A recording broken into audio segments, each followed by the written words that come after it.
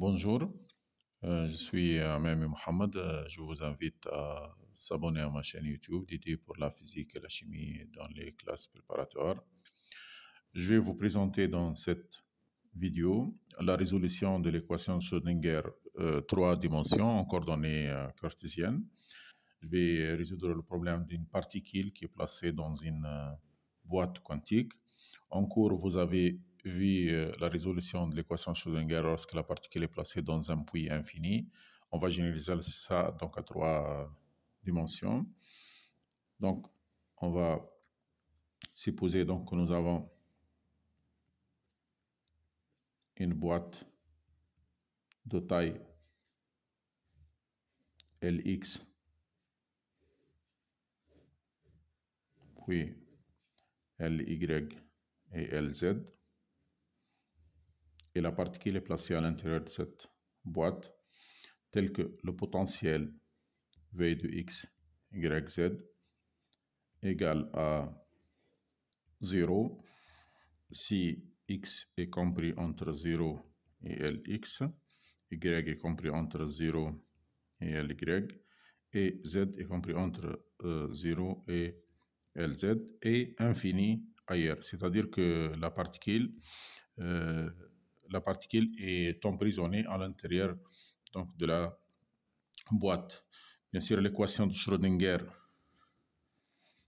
indépendante du temps, moins h par carré sur 2m, laplacienne de phi égale à E phi à l'intérieur de la boîte, avec la fonction phi qui dépend de 3 variables. Phi, donc, elle dépend de x, y et z. Et donc, le terme laplacien contient les 3 dérivés. h par carré sur 2m, d2 phi sur dx2, plus d2 phi sur dy2, plus d2 phi sur dz2, égale à E fois phi. Alors, comment on va résoudre cette équation? Alors, on va résoudre par la méthode de séparation des variables.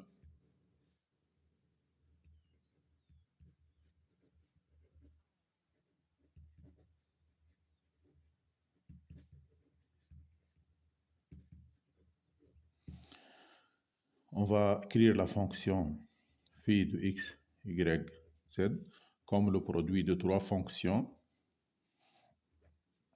x de x fois y de y fois z de z. Chacune a une variable donc indépendante. On prend cette expression, on l'injecte dans l'équation Schrödinger. La dérivée par rapport à x, ça va dériver uniquement la partie grand x. La dérivée par rapport à y, ça va dériver grand y. Et la dérivée par rapport à z, ça va dériver grand z. Donc on va mettre mon h par carré donc, sur 2m. Y, z, d2x sur dx2 plus x, z, d2y sur dy2 plus x, y, d2z sur dz2 est égal à E fois x, y, z.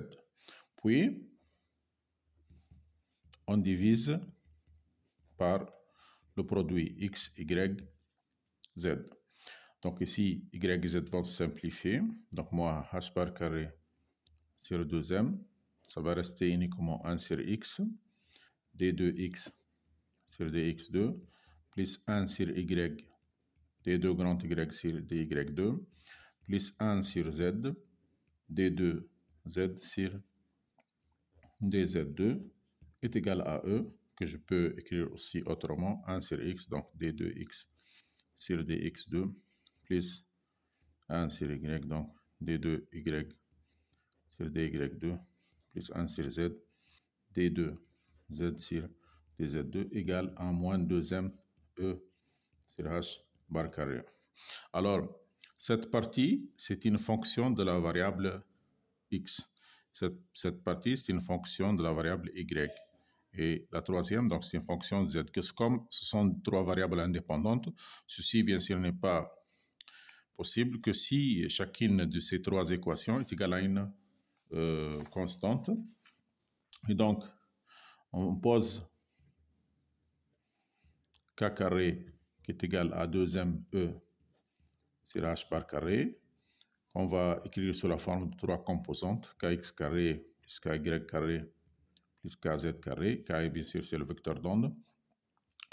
Et donc, nous avons 1 sur x, d2x sur dx2 plus 1 sur y, d2y sur dy2 plus 1 sur z, d2z sur dz2 qui est égal à moins kx carré, moins ky carré, moins kz carré. Donc, on obtient trois équations indépendantes égale moins kx carré, ce qui se traduit par une équation d'un oscillateur harmonique, d2x sur dx2 plus kx carré fois x égale à 0.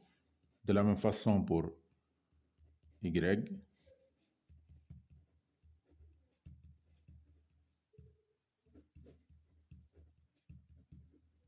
Et de façon analogue aussi pour z.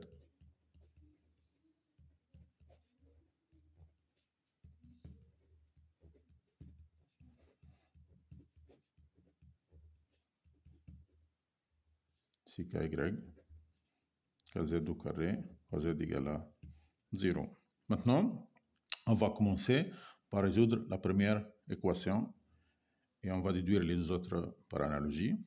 Donc, pour l'équation d2x sur dx2 plus kx carré fois x égale à 0, sa solution x de x, elle est égale à a sinus kx fois x plus b cosinus kx fois x, avec les conditions aux limites.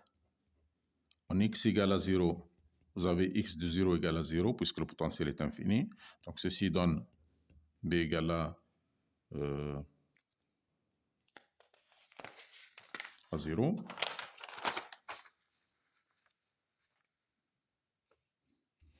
L'autre condition, en x égale à lx, est égale à 0 aussi. Nous avons a sinus kx lx qui est égal à 0. Bien sûr, si a elle est égale à 0, il n'y a plus de fonction d'onde puisque b est égal à 0. Donc, c'est ce terme-là qui est nul. Donc, sinus kx fois lx qui est égal à 0.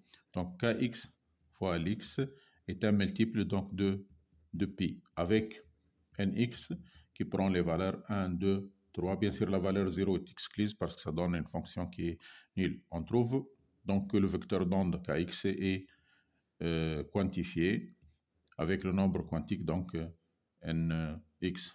De façon analogue,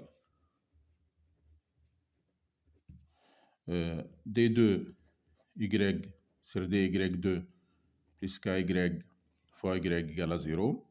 Sa solution y de y, elle serait égale à a' sinus ky fois y. Et pour y égale à ly, elle est nulle. Et donc, ky fois ly il est égal à ny fois pi, avec ny donc, qui prend les valeurs 1, 2, 3, ainsi de suite. Et donc, vous trouvez aussi que ky est quantifié avec un nouveau nombre quantique. De façon analogue pour z aussi, donc d2z sur dz2 plus kz fois z égale à 0. Donc, on va écrire donc z de z sous la forme donc a seconde sinus kz fois z. Et en z égale à z, vous avez sinus kz fois lz qui est égal à 0. Donc, vous trouvez que kz lz donc égal à nz fois pi avec nz donc qui prend les valeurs 1, 2, 3, ainsi de suite. Et le vecteur d'onde, donc kz, qui est quantifié avec un autre nombre quantique qui est égal à un Z. Donc, la fonction d'onde totale, elle s'écrit A sinus kz kx fois x fois A' sinus ky fois y fois A seconde sinus donc kz fois z. Donc, A' seconde, donc sinus kx fois x sinus ky fois y fois sinus kz fois z, que je vais noter ici, c'est 0. Donc, fois sinus, donc kx fois x et sinus ky fois y, sinus kz fois z. Le vecteur d'onde qui est égal à kx carré plus ky carré plus kz carré est égal à pi carré fois nx carré sur donc lx carré plus ny carré sur ly carré plus nz carré donc sur lz au carré. L'énergie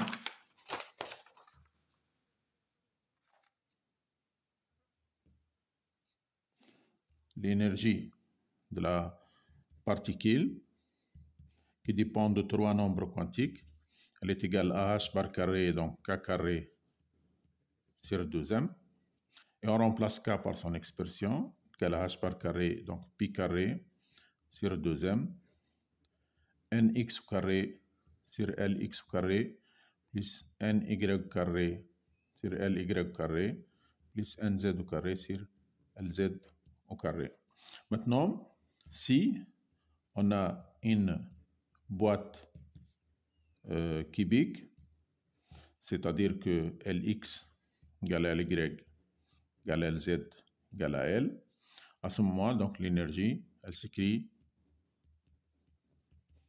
h bar carré, pi carré, sur 2m L carré, je vais sortir le L, fois nx carré, plus ny carré, plus nz au carré. Donc l'énergie, elle dépend de 3 nombres quantiques. On se rappelle que pour un puits à une dimension, l'énergie, elle dépend de L, s'écrit h carré, pi carré, sur 2L carré fois N carré. Ici, les niveaux d'énergie sont non dégénérés. Alors que dans notre cas ici, nous avons le premier niveau avec nx égale à 1, ny égale à 1, z égale à 1. Pour nx égale à 1, ny égale à 1, nz égale à 1. Nous avons l'énergie E11 qui est égale à 3 h bar carré fois pi carré sur 2m L2. Cette fonction, cette énergie est non dégénérée.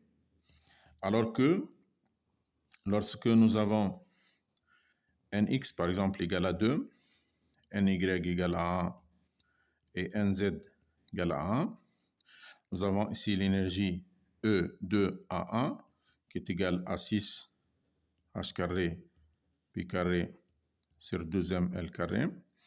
Si je prends aussi nx maintenant égale à 1, ny égale à 2 et nz égale à 1, donc c'est l'énergie E1, E1, 2, 1, ou bien nx égale à 1, ny égale à 1 et nz égale à 2, donc je vais trouver l'énergie E1, 1, 2 qui ont la même valeur donc, que la première, et donc elle est égale à E2, 1, 1 qui est égal aussi à E1, 2. Donc ici, ce niveau d'énergie avec ces combinaisons, les 3 fois dégénérés.